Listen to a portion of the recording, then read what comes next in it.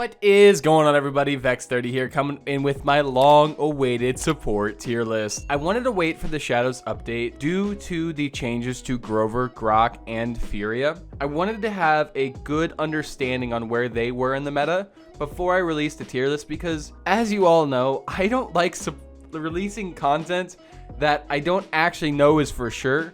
I have done it in the past and it's felt terrible.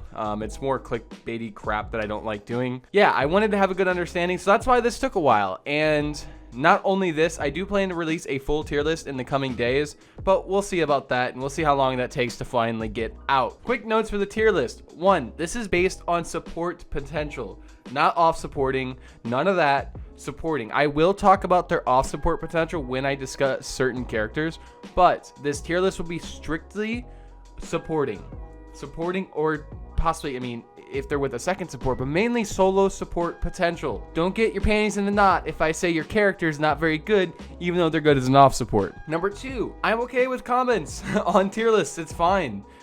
Feel free to leave your comments, but don't be that person. Don't be angry and aggressive because I put your champion down in terrible tier. You know, try to be civil in the comments about this. I love feedback on the tier list, but I don't like people just getting angry and upset because I say their character's bad when they're actually bad. Quick notes for that. I hope you enjoy this video. Let's jump right into it. All right, so as I was recording the tier list, I came and thought of a few things I should discuss once more before the tier list. 1, the meta. Right now, we are in a healing per second meta, a high HPS meta, because of the nerfs to COTS and it being at 75% with Season 3.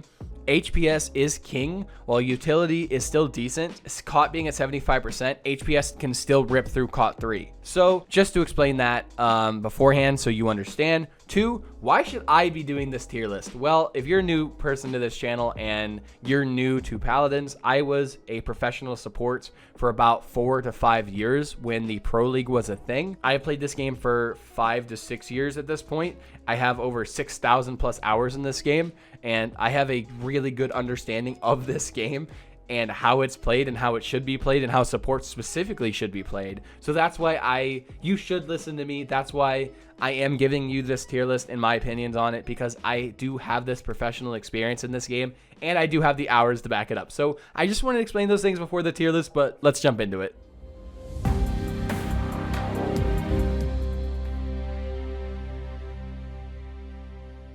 Hey you, yeah, I'm talking to you. Did you know there is now Vex30 merch? You can show off your favorite support main with style on the street with the classic V line. Be sure to check down below in the description for the link. All right, so let's just jump into this. Tier list, it doesn't mean anything specific. The letters don't mean, they're not attributed to specific attributes or different things with the characters. It's more just a ranking system. So S doesn't mean it's anything crazier than A, but S is better than A.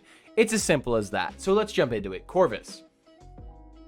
Let me put this in a nice way. He's a heal bot that doesn't do a lot of healing. He feels, let's just say, underwhelming currently in the meta. He doesn't bring anything extra to the table unless you run Visage, which is the stun talent, which, as I learned yesterday on stream, doesn't work half the time. His teleport doesn't work just half the time, you know, because that's Corvus. He feels underwhelming as a healer because he doesn't heal a lot and he doesn't bring utility to the table. So we are going to place him in B. I don't think he's awful, and I think he can be used. So he's not unusable, but there are better picks than Corvus currently because, again, he is a heal bot that doesn't heal a lot. He feels underwhelming to play, and it's unfortunate because, honestly, I really like Corvus's kit. I left soon after they released Corvus on my long hiatus, and I never really got to learn him and know him until recently, and I know he was good at one point, and I hope he returns to there, or they give him some sort of utility in his base kit, because I really don't like the direction of taking supports and moving them into heal bot territory like Corvus. I really want them to have utility, and Corvus doesn't bring that, and he doesn't bring the HPS. So that's Corvus. Next is Furia, my bae. Okay, so Furia is a weird one because I was testing out Cherish the other day, and I actually think it's still viable, though I think it's much harder to pull out than it was before because you really do have to wait for Cauterize to break. off of somebody before you heal them, or else the heal is pretty useless. So it is a higher skill cap talent to play, though it is viable. Though with the new meta of going Exterminate as healing Furia, I think it does allow her to still heal on her own and bring utility to the team because she is fragging with Exterminate. So we're going to put Furia at B. She doesn't have the same problem as Corvus. She's not a heal bot because she brings a lot of utility. Her ult is amazing. It's one of the best ultimates in the game, in my opinion. Her damage is amazing. Her utility is great, but her healing is very underwhelming when it comes to Cherish. And I don't think Solar Blessing is good. I will never think it's good until it's totally reworked, because I don't think it's good in ranked. Because if you miss your beam and your teammate doesn't catch your beam, whatever the case is, you just lose, because that is your main source of healing. You don't have extra healing from anywhere else, and you don't have extra utility because you're using your beam as a heal rather than a stun. So we're looking at mainly Exterminate rather than Exterminate and Cherish, because I think they're on the same level as solo support potential. Exterminate with it getting nerfed. Possibly she could have been A without the nerf, but with the nerf it put her back in line. I would run Exterminate on Furia as a solo support, possibly Cherish if you're good enough on Furia and you can time Cauterize well. Furia, still strong, but not... There are way better picks than Furia right now. Grok. Okay, so this has to be the most interesting and controversial champion on this tier list, and it's gonna be. Because right now, Grok is being banned in almost all my ranked games or first picked in every ranked game. And I'm gonna go out there and say it. I think that shouldn't be happening. I don't think Grok is strong enough on most maps. Again, most maps to be banned and first picked, yet alone picked over supports on S tier. I think he is strong. Don't get me wrong. And I love the changes, but I don't think, let me reiterate this, on most maps, he is worth a ban or a first pick. Now, we'll go into this in a second, but Grok, I'm going to go ahead and put him at A tier. I don't think he's S. I don't think he's worth first picking or picking up early or picking over other champions unless he's on maps like Brightmarsh. And more specifically, Brightmarsh. I think it's one of his, if not strongest maps. I think he does deserve a ban and possibly a first pick on that map. But overall, excluding Brightmarsh and other very tight corridor maps, I don't see him being picked over S tier champions. It's as simple as that. His ulti's strong. He doesn't bring utility outside of movement speed on his totem, which I believe people should be running Spirit's Grace 4, possibly 5. He doesn't bring any extra utility to the table, though again his ulti is very, very strong. Don't get me wrong. So I want to put him at S, and I know this is going to be controversial. I know there's going to be comments saying, oh, you're wrong. I don't think I am. I think Grok is being overplayed because people instantly see there's 1,000 totems on the field and get scared. I think people are scared of the change, but it's not actually as good as they think. They just need to buy Bulldozer and learn how to play around it. People just don't know how to play around it and play against it yet. I think that's the biggest thing. So we're going to leave Grok at A. Grover. Grover did have a change in the recent Shadows update. He had his root nerfed. It doesn't bounce to 5 targets, then now it bounces to 3, which I think isn't a... How do I say this while being nice? A completely irrelevant change. I think it was very, very rare that you hit 5 people with the root. You're mainly going for 1 root and getting a pick with your root. So I think the change from 5 to 3 isn't really a nerf. It's just a change in the text. And just reduces the bounce. It's pretty irrelevant. I really only found a 5 bounce on Ice Mines when we were pushing on the first corner. That was the only time I've ever seen a 5 bounce really happen. So irrelevant. And then he also had his ult change to where his ult percentage scaled with when you ult. So as you ult, it uses a chunk of it. But as your ult goes through the duration, the percentage slowly decreases. So now you can use your ulti about halfway through, cancel it, and you keep about 30% ult charge. So that was actually a buff. And to say you ult as Grover and you instantly die, you get to keep a lot of your percentage on your ult. So Grover actually got buffed in the last patch. Even though he's super strong, he's going to go S tier. I think Grover is extremely strong right now, a great healer, and allows for double support comps. Grover outputs a ton of damage and has great utility with his CC in the root. He allows for champions like Furia, because she is a good off support still, to be picked as a second support. So you can pick Grover, and that just allows for a binary Jenos, a exterminate Furia, you know, focusing on Ying, things like that. So Grover S tier, very, very strong healer, and deserves all the love and praise, and didn't really get nerfed and really got buffed when he shouldn't have been buffed. Okay, so Io. I want Io to be good. I really, really do. I like Io as a character, but she runs into the same issue as Corvus, but worse. But a bigger issue. She's a heal bot who now has... Actually, she does have technically more utility than Corvus, but it's still not good enough. Io, I'm going to go ahead and put her at C tier. I think she's worse than Corvus. I think her ulti is dog tier. It's very rare that you find a good way to ult. Her ulti is awful. She is a heal bot with... She does technically have utility with dog stun, but dog stun can be inconsistent, and you're not going to always have dog next to you. And it's just not very good utility, though it can be good. Her healing feels very underwhelming. I feel like you have to run lifelink to get the HPS that you need. And still, people don't like play around dog. It's a simple fact in ranked that players don't like playing around AoE stuff, and they don't know how to look around and pay attention to heals. Support players, we all know that. Gourds, totems, IOs, Ying. Like, we all know that ranked players, or players in general, don't like to play around your totems or deployables. It's just facts. There's no ifs, ands, ors, or buts. You do not. Sorry. You do not like playing around deployables. So, Io, she's a heal bot with a tiny bit of utility, but she does not do at all enough HPS to really fulfill that role as a main support. Jenos. Oh, Jenos pains me. They nerfed his healing, and they nerfed Luminary as well. I don't understand that. I don't understand why you also nerf healing and Luminary. He was in a pretty decent spot, but like I've preached before I left, if Jenos gets any nerf to Luminary or any real change, he's going to go in dog tier. And he is. He's in D for what I'm going to say dog tier. He's awful as a main support. You should never run Jenos as a solo support. Ever. Ever. Ever. You're throwing if you do, honestly.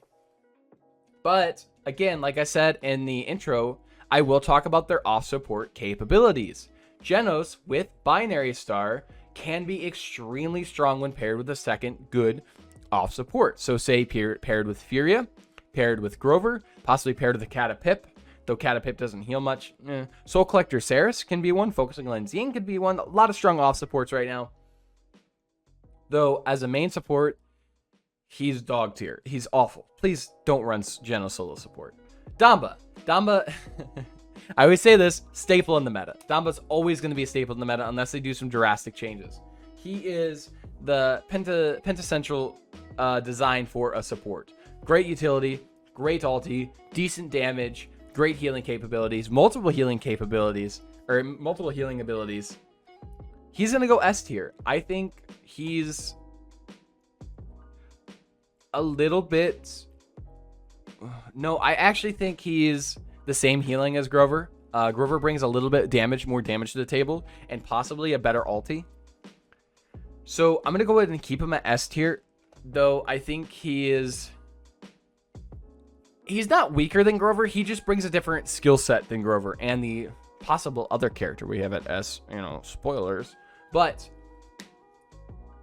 Damba overall, great kit, great design, really does excel in this meta, in a healing meta, which we're in right now, because of Cauterize being at 75%. HPS does mean more. So Damba S tier, strong character, pick him up in your games. Pip. Okay, so I've been playing around with Pip, and as you saw by a couple of my videos, I have a couple of videos now where I've been healing as Pip. I think there are use cases for healing potion. In Combat Medic, not really. I haven't found much use in it. because it's a very difficult talent to pull off, and it needs to be map specific and comp specific. You need to have a map where you can play high grounds and heal your team from high grounds, so combat medic's easier. And you need to have a team that is grounded and can't go in the air, because yes, you can throw a potion at the people in the air, but then you're hindering the rest of your healing by, you know, specifically healing one person in the air. But I digress. I think combat medic's very niche, and then healing potion is also niche for specifically ice mines. I think ice mines is really good, but besides that, I don't see much use in it. So we're gonna go ahead and put Pip at B. I actually find more ways to use Pip than Io right now, and his ult's still super strong. And because he has these niche use cases and he can be used and excel at them, I'm gonna put Pip B. I think he's better than Io. I think Io is used on every map. I don't think she's very map specific, but she's really underwhelming. So Pip B, great ulti, good utility with his slow, really good healing when used with the proper comps. Combat medic, I think, is a bit underplayed, but is a very difficult talent to play, so that's why it is underplayed. I think it's undervalued because it is difficult. So Pip B, it's as simple as that. Seris. Speaking of another S tier champion, Seris, we're going to go ahead and say it off the rip. S tier. Strong healer.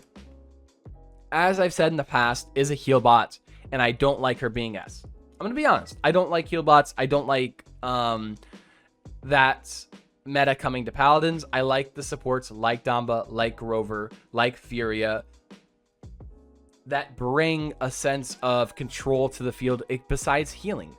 They allow you to make plays happen and carry games, while Seris doesn't, unless you play Soul Collector, which I think really makes Seris S because of their versatility with talents. I really discovered, before I left, actually, I discovered this during PPC, that Soul Collector is very viable on shorter maps where you don't need the extra reach of Mortal Reach, and you don't need the extra HPS if you have tanks like Barrack, like Torvald, like maybe a Khan. If you're running tanks like, let's just say, Terminus and Nara, or very high healing on a short map, you still need Mortal Reach for the little bit extra HPS. But if you have these circumstances met, lower HP tanks, and a shorter map, Soul Collector is so powerful. And I'm so surprised people aren't running it more. Ton of healing still goes out. A ton of damage goes out. And I digress from that. Her healing in general is very high. And with the meta we're in, with the COT being 75%, we are in an HPS meta. And Seris' HPS is very, very strong. Her healing per second. She does a ton of healing, strong support, not amazing ultimate. I will never like Seris ulti. I mean, I like it, right? I think it's a cool design, but I don't think it's very good, and it's hard to pull out because a lot of tanks use shields and a lot of people have immunities to it.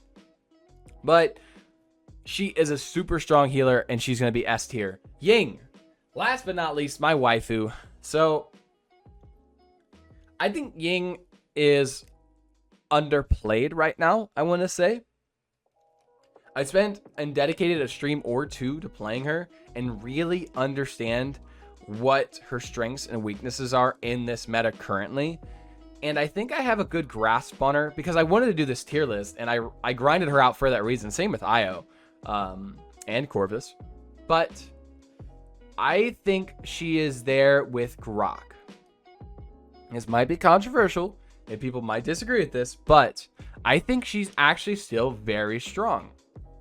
I think she does a high HPS, good damage, a very strong ultimate, but lacks utility. She doesn't do the HPS of a character like Seris, and again, you have to play on deployables, which, like we discussed earlier, people don't like using. But I think she's stronger than characters like Corvus, Furia, and Pip, and I think she's on the same level as Grok. I think, let's just say, because I see supports getting banned, let's just say you have Grover and Seris banned, and you have to pick a support. Each team needs to pick one support, and you're playing on a map like Ascension Peak. Damba is an obvious choice, and then what's your other choice? Grok, not very good on that map, because it's super spread, and you have to spread your totems throughout the map, and that's not conducive to Grok healing. Corvus, you don't really, the HPS isn't really there to pick Corvus. Furia Pip? No. I mean, Furia can be used with Exterminate, but nah, it's not really, unless you're really popping off, it's not worth it. Pip, it's not worth it. Io, Jenos, Dog, don't pick them on that map, you know?